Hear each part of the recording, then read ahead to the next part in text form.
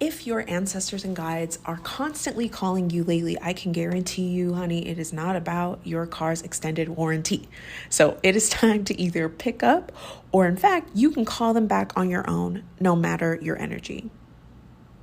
I'm back after a long break with another episode of Cosmosis or Whatever with me, your host, Celia Marie 1243, Celia the Spirit Guide Whisperer.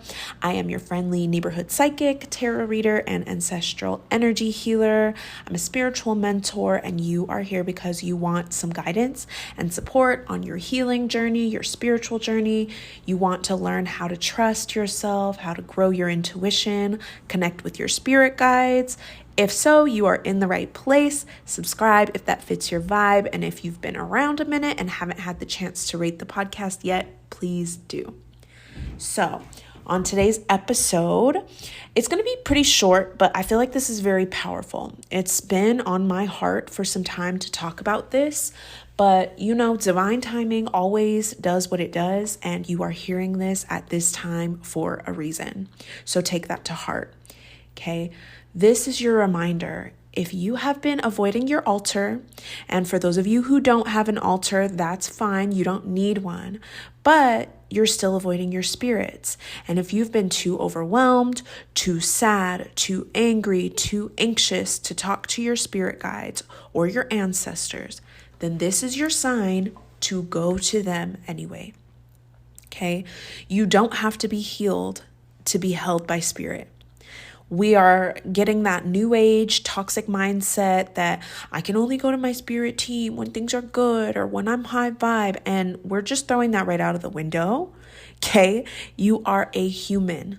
Yes, you are a spiritual being of love and light, but you are also a human. That's what we signed up for in this lifetime. And we are not supposed to be high vibe all the time. Okay. And okay. So just so I'm clear. Right? We're also not just saying spirit guides are AAA, right? I'm not saying that. So we don't only get to call them when our life breaks down on the side of the road. But if your life has broken down on the side of the road, or it feels like it's heading in that direction, you can absolutely call on them. We have had this idea floating around. I see it a lot in the new age spiritual world that you need to be high vibration to connect to spirit always. And you always need to be cleansed and meditated and saged and smiling. And I mean, is that a good way to connect to spirit? Sure. Is that the only way? Absolutely not. Okay. You can go to your spirits with tears in your eyes and with doubt in your heart. And you can show up pissed off. You can be frustrated, confused. It can feel like strange, maybe, because they're spirits and they know so much and they do so much for me. But your energy does not have to be pretty for it to be powerful. Okay. And babe, your ancestors, they're not afraid of mess. Especially certain ancestors, they are not afraid of mess. We all have mess. Even spirits have mess, contrary to popular belief. In fact, they expect the messiness, right? Some of them are solely there for it and to help you transmute it. Different spirits have different contracts and different abilities to help, but we can get into that another time. That's another topic altogether, and I'm not going to let my ADHD derail this right now. If you want to know more about it, let me know, and we can talk about that, soul contracts and what spirits are able to do.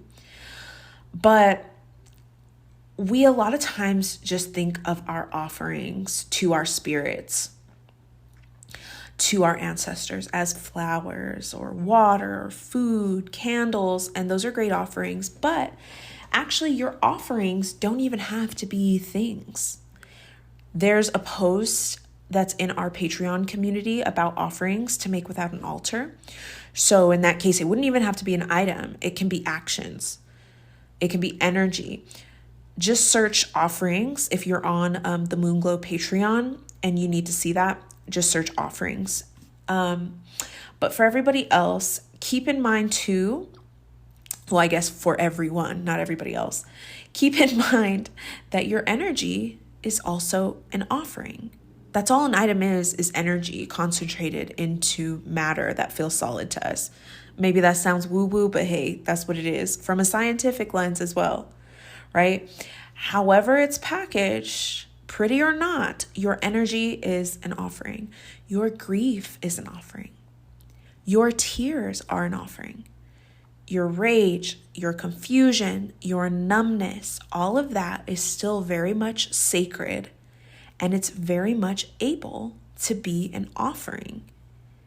Okay, your spirits know what to do with all of that in ways that we as humans couldn't even fathom, couldn't even wrap our minds around.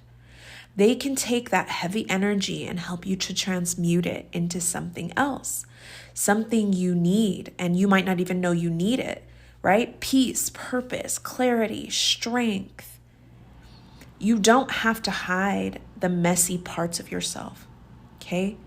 I want you to listen to me. This is a message.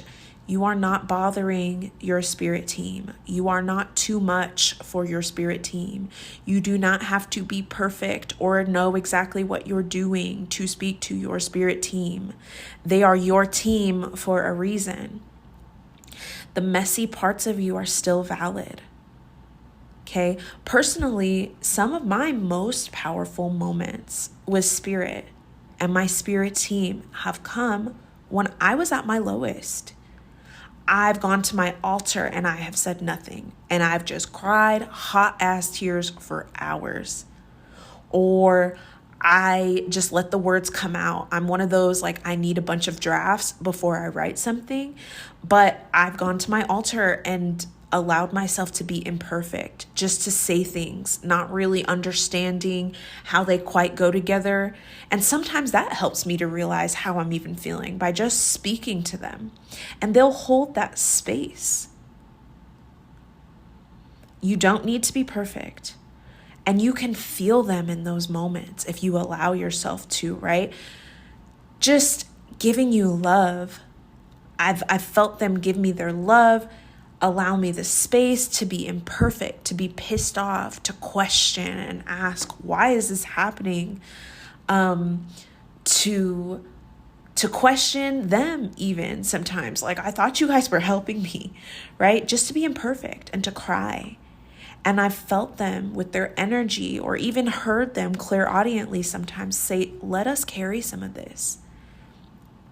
And that's one of the reasons that I love teaching you guys how to connect with spirit, because in my life, they've been consistently there for me and helped me turn breaking points into breakthroughs.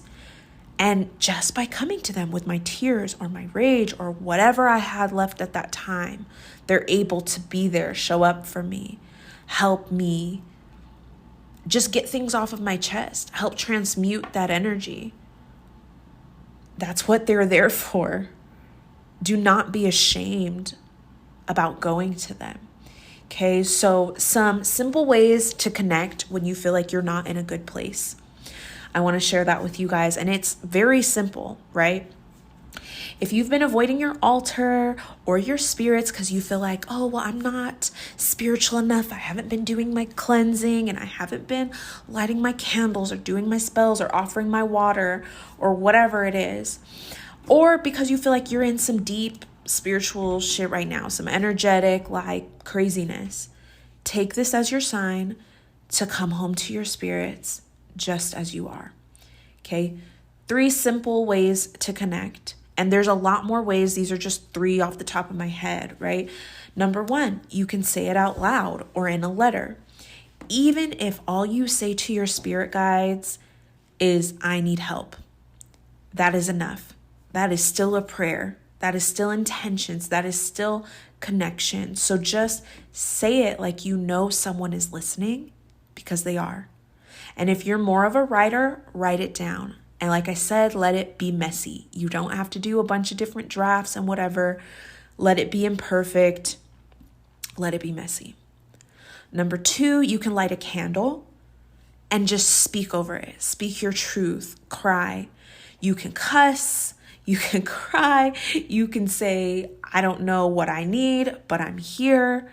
and just let that flame be a representation of your spirits, of their energy.